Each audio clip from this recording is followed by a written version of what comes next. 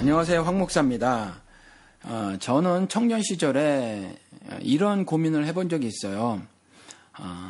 스스로에게 한 질문이기도 한데, 지금 내가 이렇게 살고 있는 삶이 내가 살기를 원했던 삶인가? 이런 질문을 해본 적이 있습니다. 정말 열심히 다른 교포분들처럼 일을 하고 살았거든요. 그냥 밤낮 없이 일을 해서 얼른 안정적인 삶을 살아야지, 경제적으로죠. 그런 생각을 하고 살았어요. 그런데,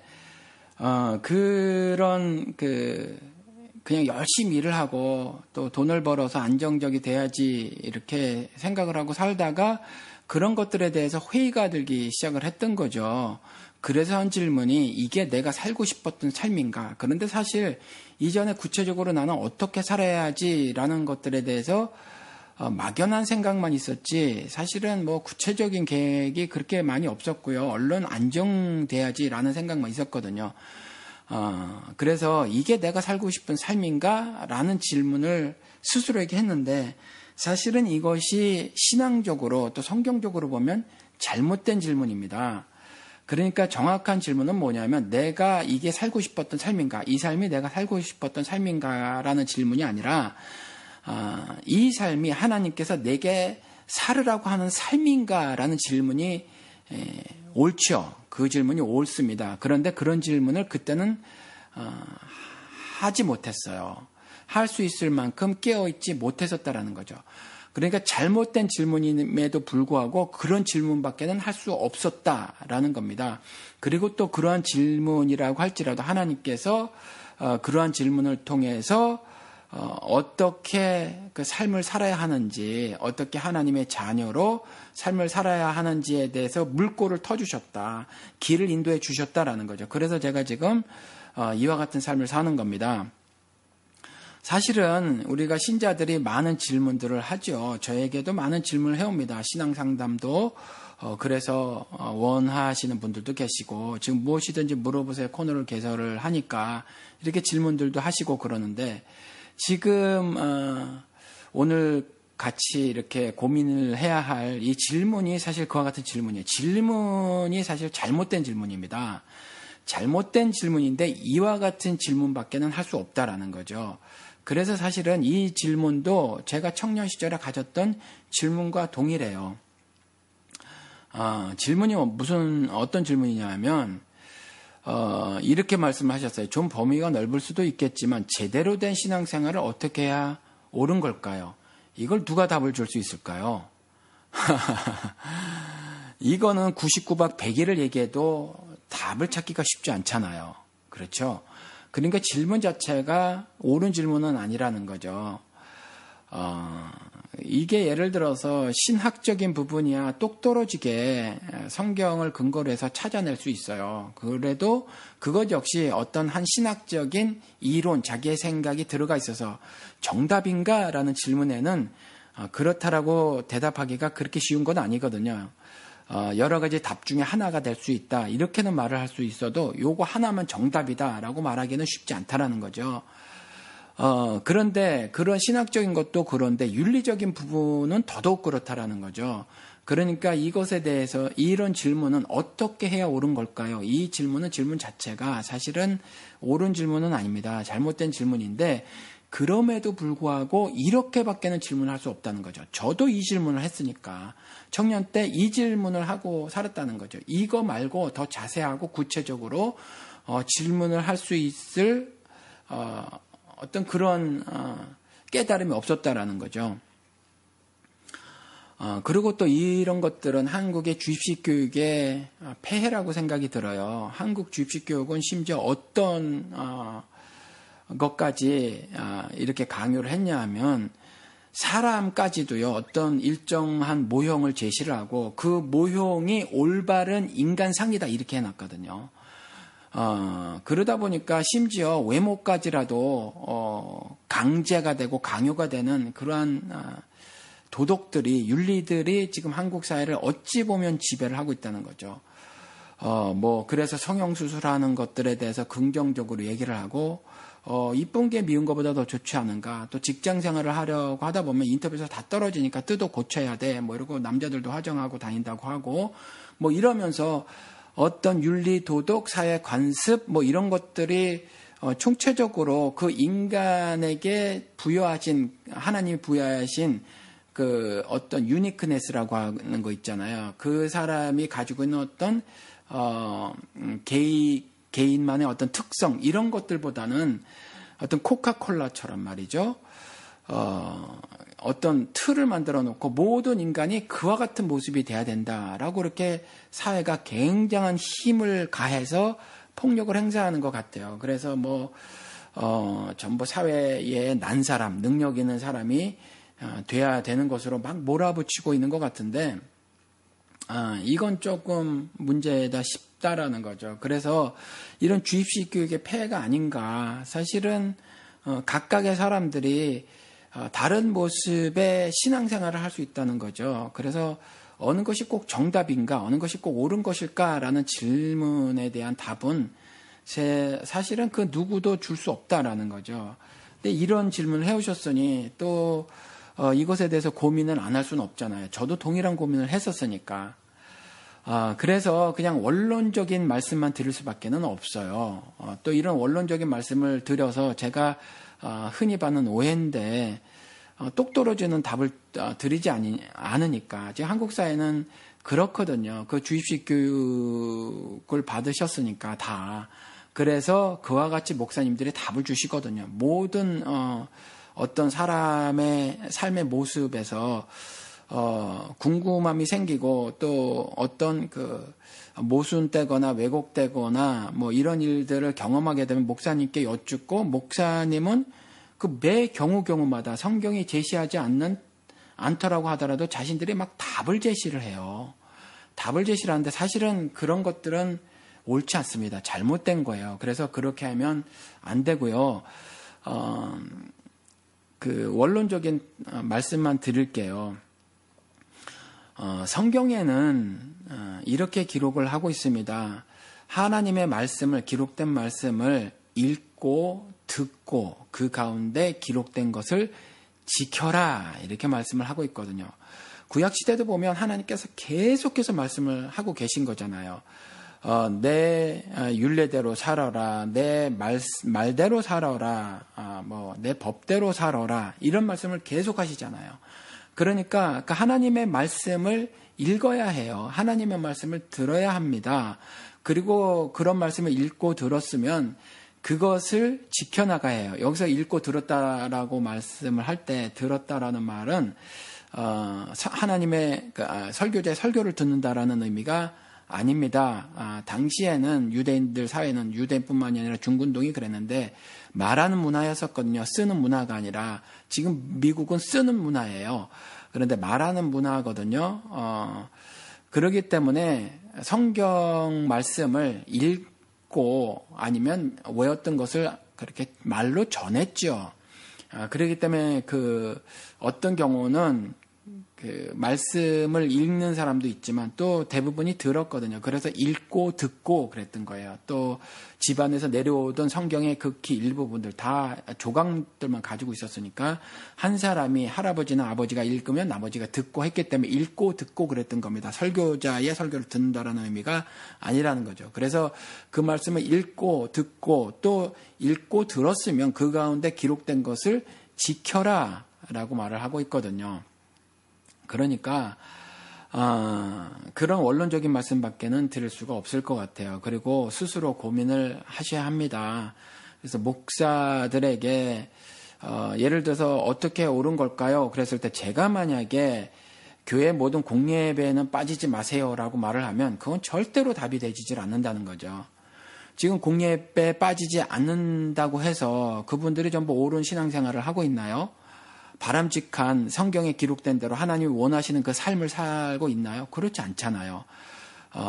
그러니까 그러한 질문에 그와 같은 답을 드리는 것은 결코 옳은 그 답이 되지 못해서 이와 같이 말씀을 드릴 수밖에 없다. 그래서 방송 중에 제가 한번 말씀을 드렸지만 목사님 말씀을 들으면 도대체 뭘 어떻게 하라고 하는지 모르겠어요. 당연한 말씀이거든요. 그런데 그러한 반응들은 내가 주입식 교육을 받았고 그러한 영향을 절대적으로 받았기 때문이다.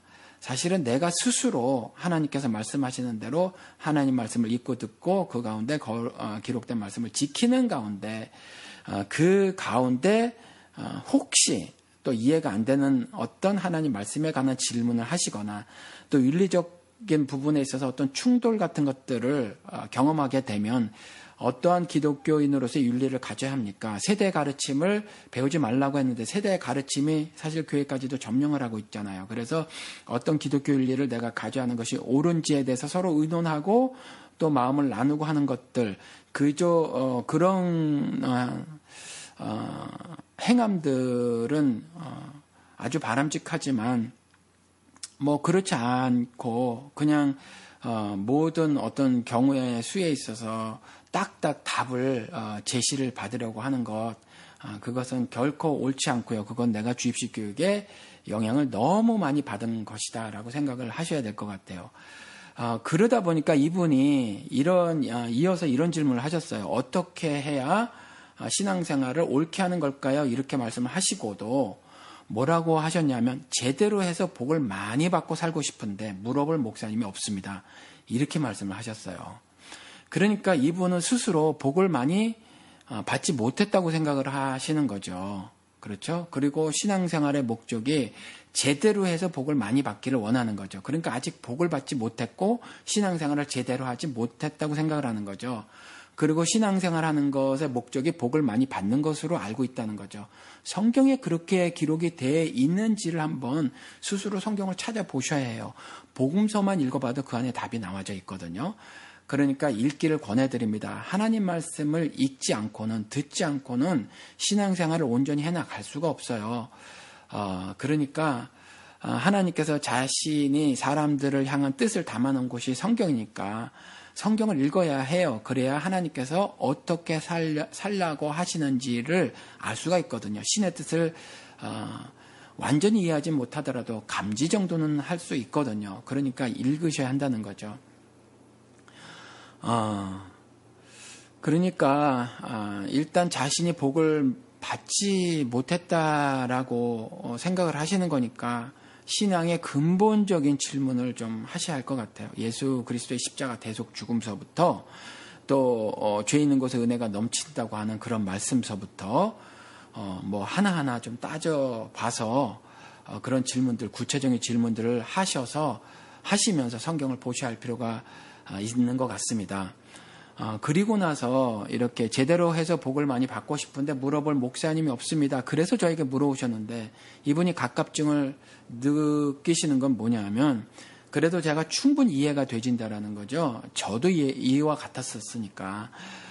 이와 같이 어찌 보면 우스꽝스럽지만 어찌 보면 우스꽝스럽지만은 굉장히 심각한 그런 질문이고 또 이거 이상의 질문을 하지 못하는 깨달음이 없는 상태라는 거죠. 그렇기 때문에 이와 같은 질문밖에는 못하는 것이어서 안타깝기는 한데 그래도 또 한편으로는 기쁜 일은 그래도 이런 질문을 하셨다라는 부분이거든요. 그래서 제가 그릇된 질문을 던졌지만 그 그릇된 질문을 통해서 하나님께서 올바르게 인도를 하셨고 그와 같은 경험을 하셨으니 이와 같은 질문이라고 할지라도 이런 질문을 시작으로 해서 정말 하나님께서 원하시는 올바른 삶을 잘 사시는 그러한 계기가 됐으면 좋겠어요. 이분이 목사님들 다 11조 그리고 헌금 많이 하고 봉사 많이 하고 그래야 복을 받는다고 그렇게 말씀을 하신다는 거예요. 여지까지 신앙생활을 하시면서 이런 말씀을 들으셨나 봐요. 신앙생활을 오래 하셨다고 하셨거든요. 그러니까 지금까지 이분은 단 한 번도 성경에서 말하고 있는 하늘 복음을 들어본 적이 어찌 보면 없으신 거예요. 그러니까 이 땅에서 생각하고 있는 그러한 복을 상상을 하셨던 거죠. 그리고 그런 복을 받을 수 있다고 지금까지 듣고 사셨던 거죠. 그리고 또 정말 더러운 일을 취하는 아비마귀의 욕심 따라 사는 새끼마귀인 그 목사님들이라고 하는 그 자들에게 그저 11조나 헌금같이 돈 많이 갖다 내고 그다음 교회에서 죽도록 일 많이 하고 그래야 복 받는다는 말을 듣고 지금까지 사신 거거든요. 그런데 사실은 그렇지 않아요. 그렇지 않습니다. 바울 같은 경우를 보시자고요. 제가 방송에서도 말씀을 드렸잖아요. 여러 차례. 바울은 자기가 누리고 있던 여러 가지 혜택들 있지 않습니까? 그거를 다 배설물로 여겼다고 고백을 해요. 한국 성경에 배설물이라고 번역을 했지만 뭐죠? 똥이라는 얘기예요. 똥 취급했다는 거죠. 자신의 사회적 위치, 그렇죠. 사내들인 공회원이라고 하는 거, 그거 다 버려버렸다라는 거죠. 그리고 자기 학식, 10살 때부터 가말리엘 학파에 들어가서 축적된 여러 가지 지식들, 그리고 자신에게 있었던 그 명예들, 그걸 다 배설물로 여겨버렸잖아요. 그리고 나서 로마 지하 감옥에 갇혔어도 내가 기뻐하고 또한 기뻐하리라 그랬다는 거죠. 그러니까 지금 저도 이러한 이야기를 많이 듣는데 요즘 하도 기복신앙 이야기를 하니까 살짝 변해서 말이죠. 이러한 행동을 하면 영적 복을 받는다고 말씀하시는 분들 숫자가 꽤 늘어나고 있는 것 같아요. 그것도 다 거짓말입니다. 사기를 치는 거예요. 그러한 기사를 통해서도 알 수 있고 12제자의 삶을 통해서도 알 수 있듯이, 그리고 구약시대의 여러 선지자들의 삶을 통해서도 알 수 있듯이, 주의 종들의 삶을 통해서도 알 수 있듯이 뭐냐 하면 그러한 삶을 사는 것 자체가 복이더라.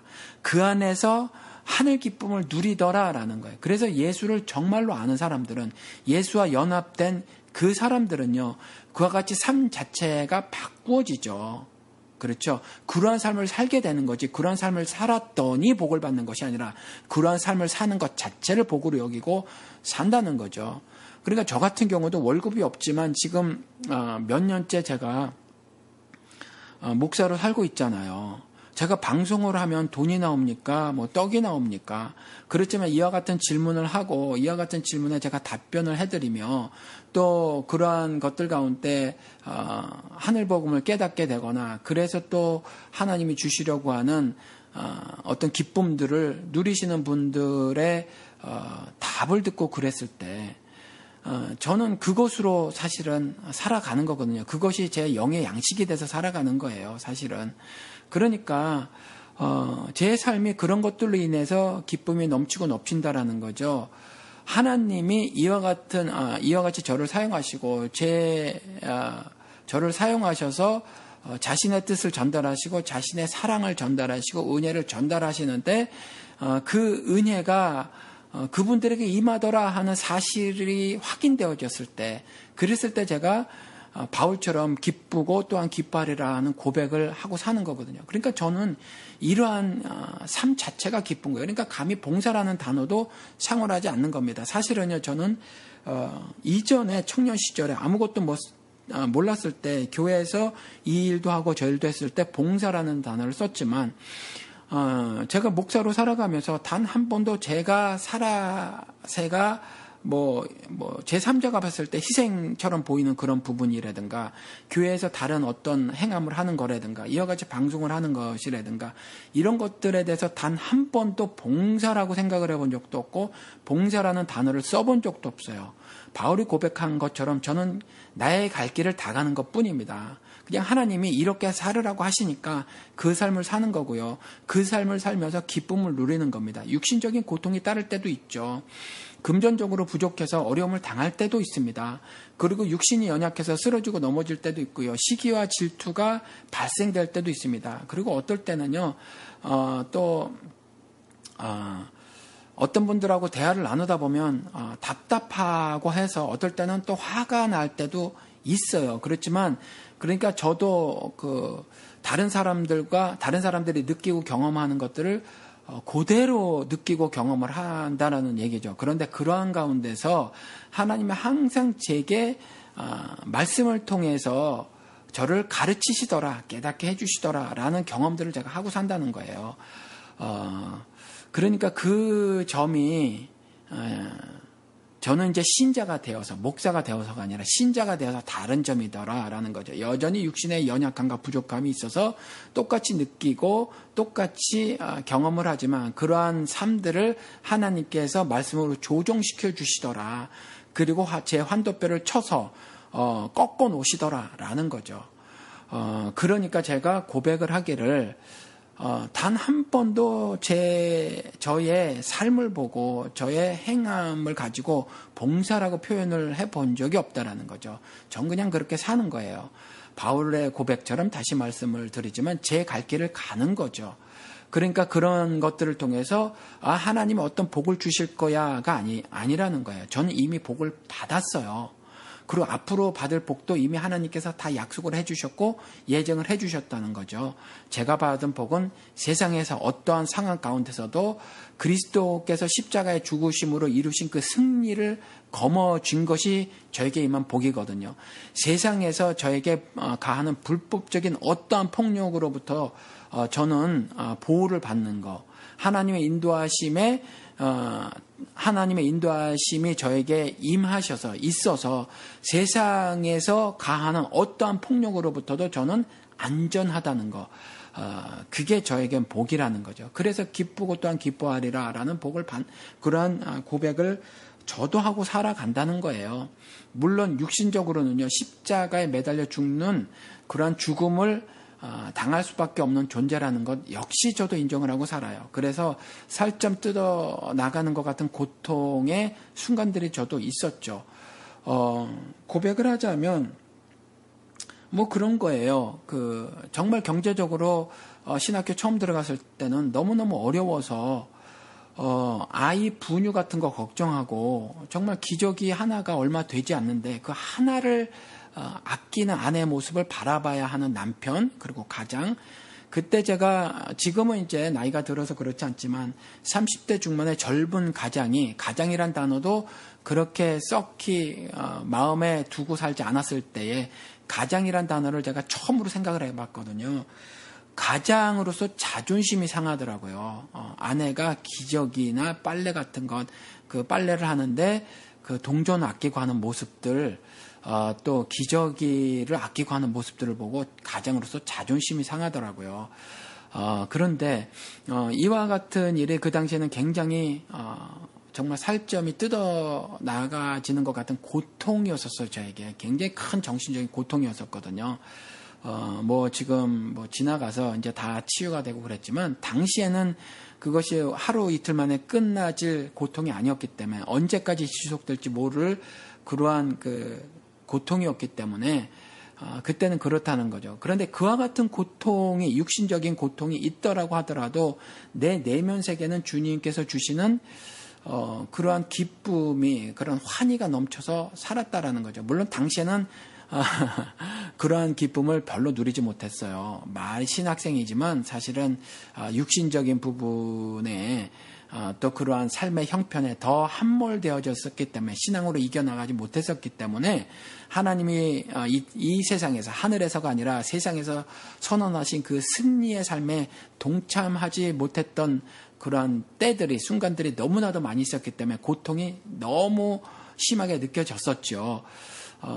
지금도 여전히 고통이 없는 건 아니라는 거죠. 그렇지만 이제는 이제 어느 정도 시간이 흐르고 신앙적인 내성이 생겨서 지금도 고통이 있지만 이제 더 많은 때에, 더 많은 순간에 그때는 그럴 때에, 이전에 30대 때에 그러한 고통을 호소하지는 않고 오히려 이제 바울과 같은 고백들을 하는 순간들이 더 많아졌더라라는 겁니다. 그러니까 이 질문을 하신 분이나 또 이와 같은 질문을 갖고 계신 분들에게 제가 말씀을 드리는 것은 제대로 된 신앙생활을 어떻게 해야 옳은 걸까요? 라고 했었을 때 누가 똑부러지는 대답을 하면 일단 그 대답은 여러분들이 수용하지 마시고요. 하나님 말씀을 부지런히 읽으세요. 그리고 읽는 데만 그치지 마시고, 한국 기독교계가 그것이 문제였거든요. 행함이 없는 신앙생활이었거든요. 그래서 지금 문제가 사실은 심각하게 된 것이거든요. 그러니까 읽고요. 열심히 부지런히 읽으시고 그리고 순종하시기 바랍니다. 행함이 뒤따르는 삶을 사셔야 한다는 거죠. 그리고 마지막에 이분이 이렇게 저에게 질문을 해오신 이유가 담임 목사님 개인 면담 그 자체가 어렵습니다. 목사님인지 회장님인지 잘 모르겠습니다. 이렇게 말씀을 하셨는데 그런 교회를 뭐로 다녀요? 목회를 안 하시는 거거든요. 그런 분들은. 그러니까 대형교회는 이러한 문제 때문에 사실은 해체가 돼야 되는 거예요. 재벌 해체하듯이. 그러니까 대형교회는 해체해야만 맞습니다. 그러니까 이 개인 면담 자체가 어렵다는 것이 사실은 교회로서의 뭐라고 말씀을 드려야 되나, 그 교회가 가지고 있는 목적 혹은 기능 이거 자체가 상실된 거거든요. 근데 이런 교회를 다니실 이유가 전혀 없다라는 거죠. 그러니까 일단 수가 굉장히 많아서 면담을 하고 싶어도 면담 자체가 어려운 교회는 다니지 마시기 바랍니다. 그리고 그런 교회는 나오시고 어느 교회든지 교회 2000년 역사를 보면 정말 더럽고 악한 모습들을 가지고 있었거든요. 어느 교회 가든지 비슷하실 거예요. 그러니까 그럼에도 불구하고 목사님과 대화를 나눌 수 있는 교회를 찾아서 가시기를 권해드립니다. 답변이 조금이라도 되셨으면 좋겠어요. 감사합니다. 안녕히 계십시오.